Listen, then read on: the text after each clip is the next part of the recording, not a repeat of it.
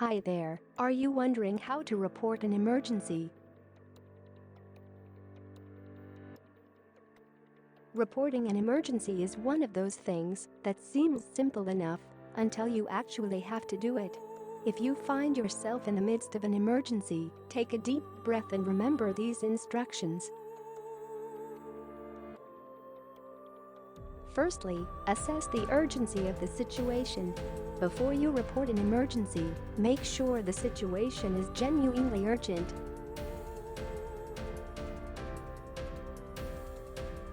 2. Call emergency services. The emergency number varies by country. 3. Report your location. The first thing the emergency dispatcher will ask is where you are located. 4. Give the dispatcher your phone number.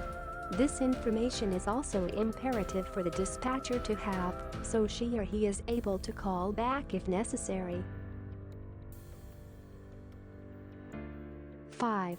Describe the nature of the emergency. Speak in a calm, clear voice and tell the dispatcher why you are calling.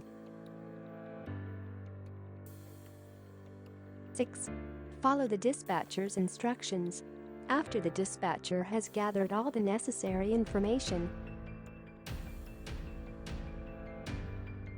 7.